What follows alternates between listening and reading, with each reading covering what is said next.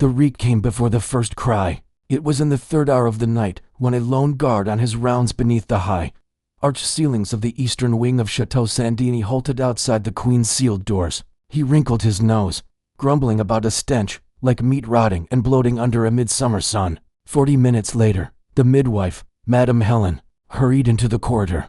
Her face was pale, her eyes shining with tears, her mouth clamped shut as though speech itself would betray her. Behind her came the aging chaplain, his arms stretched forward to bear a small bundle wrapped in black cloth. He moved slowly, every step deliberate, as if the thing inside might curse him for touching it at all. Queen Jean, last of the Valois bloodline, had delivered her child alone, in darkness, with no witness present. She was barely 4 months along, yet had been held in stifling isolation. Windows were barred, every crack sealed against the faintest breath of air. The royal physician was absent, sent to Rouen to tend a dying duke. That left only old Ellen, a healer by repute, but barred by law from laying hands on royal flesh, let alone bringing a royal child into the world. In the official record, one cold line was kept. The child showed no sign of life, skin blackened in places, with marks of decay. Later notes by the physician called it a likely womb infection, with swelling and gangrenous lesions. No one dared to voice that the infant reeked from the very moment it was born. By morning, the cloth was burned. It could not be scrubbed clean. Its fibers seemed to hold the rot itself. Witnesses were sent to pray at holy shrines. Servants were replaced. The birth chamber was nailed shut, the door sealed with vinegar. 3 days later, a surgeon entered. He swore traces of blood still sat in the cracks of the floor, and a yellow, slime-like film clung to the boards. The bed was dragged to the courtyard and burned entirely. The Queen lived, but on the 6th day, she ceased to speak. Servants whispered she lay staring upward, her lips moving in silence. By night, she murmured of a black serpent and a child's breath at her side. A week later, spots bloomed on her skin, first her belly, then her thighs. When the physician returned from Rouen, he ordered the windows shut, the air heavy with incense. Poppy broth forced down her throat. No one but her attendants was to enter, not even her confessor. Rumor took hold. She is no mother. She is a vessel for a curse. That month, a letter came from the Abbey of Santa. Monks claimed voices whispered in their cells at night, and a statue of the Virgin wept blood. The archbishop began an inquiry. A young deacon soon vanished, leaving a parchment on his bed, 2 words written over and over: "Die, child." The royal court made no statement. Foreign envoys wrote to Rome and Vienna. The Queen of France is gravely ill. Childbirth was severe. Her rooms are sealed. There is no threat to the succession. Fate moved quickly. Duke Armand, France's sole heir, died of fever. His body rotted on the road to the crypt, and was turned back halfway. By the next month, the Queen's maid claimed her mistress's belly had split in thin cracks, leaking foul, egg-white fluid. One night, a wet stain spread on her bed that never dried despite to fumigations. Servants fled. Her hair fell out. She no longer moved or mouthed words, only her eyes remained open. By the 3rd week, the stench was overwhelming. Vinegar, incense, even sulfur failed. Curtains hung damp, mold crept over pillows. Servants coughed and scratched at rashes. They stopped dressing her. No one would touch her skin. She lay beneath rough linen sheets, unmoving, unblinking, insensible. A monk confessed that her pupils widened whenever the devil's name was spoken. Physician Fouquet wished to cut her abdomen and drain the pus, but the archbishop forbade it. Even rotting holy flesh could not be pierced. Without blessing, that night, Helen the midwife fled, screaming of moisture in the air, and something crawling in the sheets. By dawn, she had vanished entirely, far beyond the villages. Her place was taken by a silent girl from the abbey, rumored to be unwilling. Publicly, the Queen was said to be improving. Letters assured Lorraine and Savoy she would appear within 40 days. Yet guards rotated constantly. One drowned himself after burning his own face. It was called madness. Then the rituals began.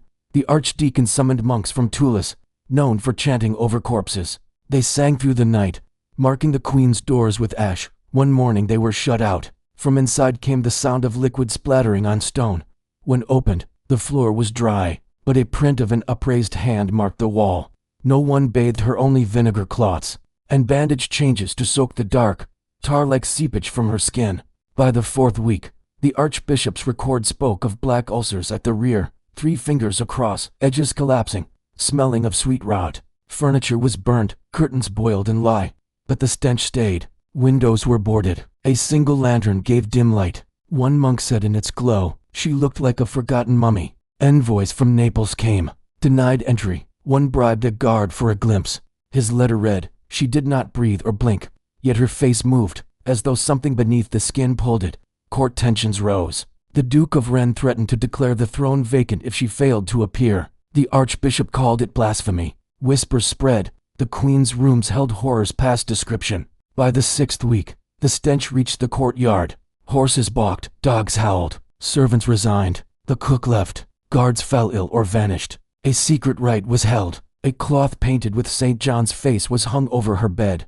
Prayers for flesh reborn recited. On the 4th night, the cloth fell. A maid swore the Queen screamed. No one else heard. Next day, all her teeth lay on the pillow. Her rooms were sealed again, to keep others from seeing her. By the 8th week, none spoke her name. In documents she was she who lies or the departed who breathes.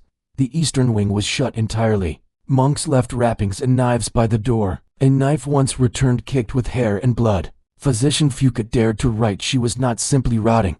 Her living flesh was decomposing. From her thigh, flesh slid away, revealing white, root-like growths that writhed without form. The Archbishop burned the report, though copies survived. Rumors grew that she had birthed something boneless, slick with black slime.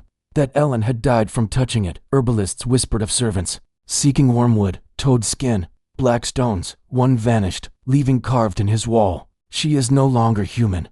Her skin peeled in sheets. A maid who entered fell silent for days before taking vows. She later claimed the Queen's face looked like stained cloth, something moving beneath. The council met without the Archbishop, debating to declare her dead. The Duke of Anjou demanded the words. The flesh has lost its human shape. Envoys from Avignon left a sealed letter. If cursed, she could not rest in holy soil. Past midnight on the 12th day of the 3rd month, guards rushed to the council. One claimed the walls were breathing. Another struck her door, swearing someone walked inside. A dark stain marked the wall. At dawn, 4 men entered. The mattress had dissolved beneath her. Her thigh was split open, cracks spreading like dead wood. Her clothes were soaked with something. In the corner lay the swaddling cloth, stiff with dried filth. One monk fainted while praying, never speaking again. The decision came. The body could not be moved. A wooden chamber must be built inside. Carpenters refused. Novices took the job. When she was lifted, worms slid from her ear. No one entered again. The Archbishop declared her sealed to God. The capital whispered the curse had passed on. Infants in the city began to die, some born without faces. Black-robed clerics took the bodies. When a carpenter wiped black liquid from the doorframe, his hands burned raw. The eastern wing was barred entirely. In secret, she was declared dead. At dawn, the wing was set aflame. Witnesses swore the fire screamed. It burned for 5 hours, leaving only stone and a black mark. The chronicles erased her name. Her tomb stood empty. The kingdom wore no face. The Archbishop died months later, saying she was not alone. Count René was poisoned. The Duke of Anjou vanished. The people whispered.